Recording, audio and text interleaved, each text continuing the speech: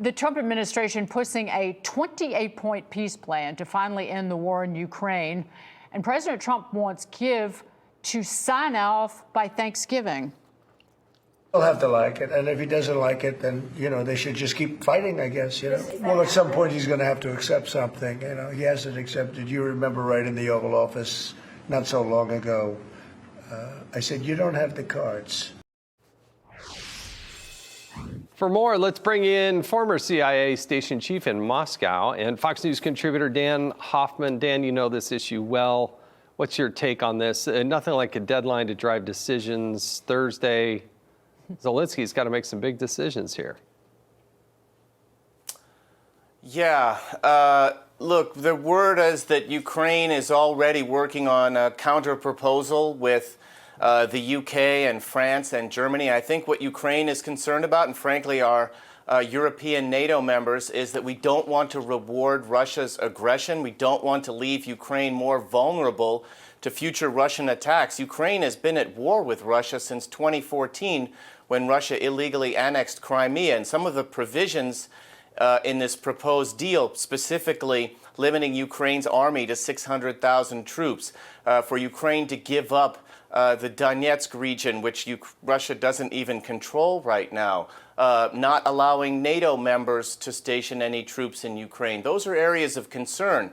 So I'm sure that Ukraine will push back on some of those. They want to be a part of these negotiations.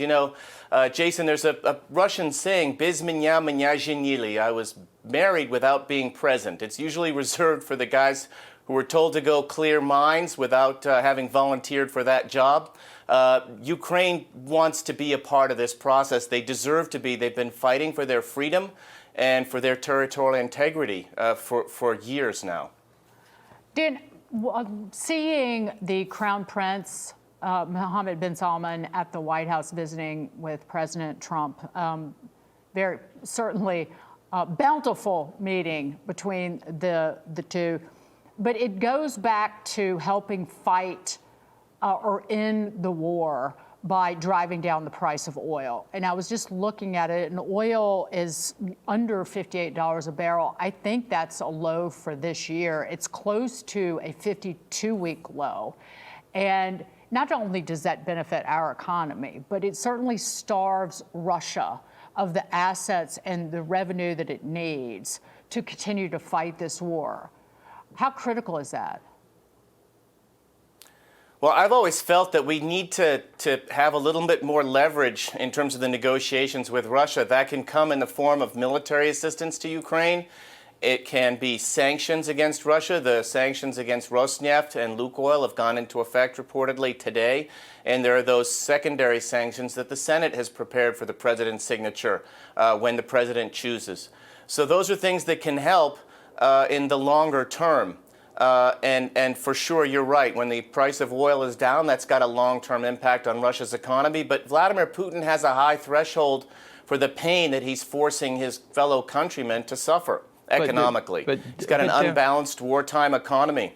Dan, let me push back on this just a little bit here, because every time we talk about things, we talk about sanctions. And I just think, why haven't we implemented all the sanctions? Like, it's amazing that a president continues to have sanctions in their pocket and they instead of using all of them. And as far as weaponizing Ukraine, I mean, the president, I think, compassionately said today, look, we're losing 6,000 people a day. Both sides are being killed. And so a little bit more weapons, a little bit more sanctions. That's not really going to change the meter, is it? I think it would have.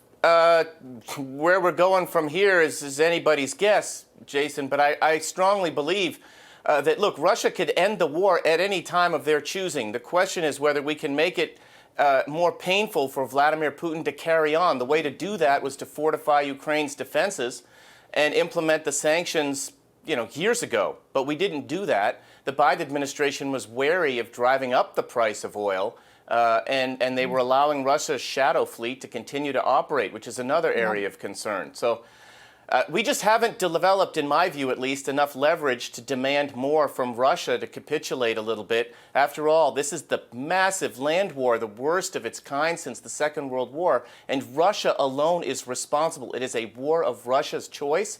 and Russia's aggression on its neighbor. And that has to concern especially our NATO member partners in Eastern Europe. I can tell you, I served in Finland and Estonia. They live right next door to Russia, and they live with Russia's aggression, their gray zone hybrid operations, and they both have had to deal with Russian invasion. And it's a different optic from there, for sure. Well, there's another reading also, Dan, before we jump, is that if Venezuela thought that the Kremlin was going to come in and rescue Nicolas Maduro, that is a pipe dream now, reading the plan, the Trump-Putin plan that came out for Ukraine. Dan Hoffman, great to see you. Thanks, Dan. Thank you. You too.